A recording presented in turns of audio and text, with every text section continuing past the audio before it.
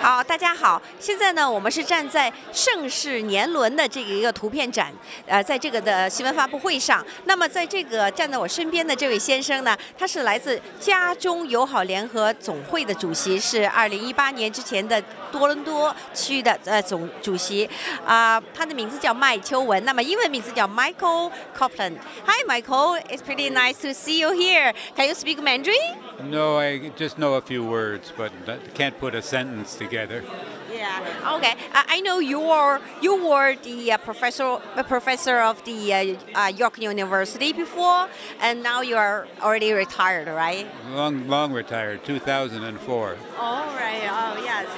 Enjoy your retirement date. Yeah, right. So today, I'm pretty happy to see you here. I just want to know, how do you think about this picture show today? And have you been to the China before? Well, I haven't seen the picture show yet, so I can't comment on that. Okay. I've been to China 19 times, most recently 1 year ago to Hainan Island, and the first time in 1975, Shiwunian. And on that trip, we actually went to Shijiazhuang, where Norman Bethune is buried, and that was quite moving. But Beijing and Shanghai and Hong Kong on that trip. And I've taught some in China, so I feel like I know China quite a bit, and I hope to go back in a year or two.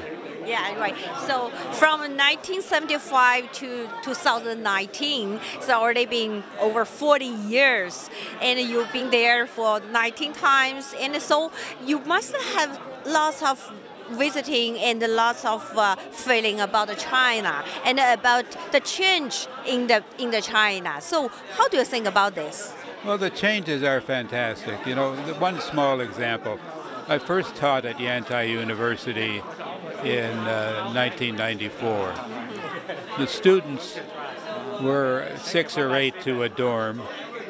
They didn't have running water. They had running water just for washing hands and toilets in the dorms, but then they had to go to another building to shower and pay a charge for it. And you know, now everybody's got modern conveniences.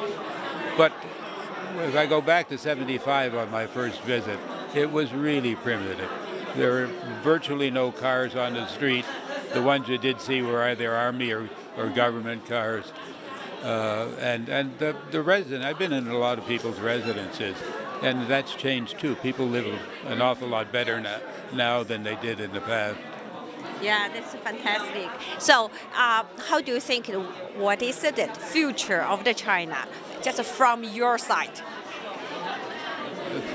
Well, I hope it continues. All right. No, but continues to expand. You know, there wasn't an awful lot of change from 1949 to 1978 or 79 when Deng Xiaoping created the open door policy.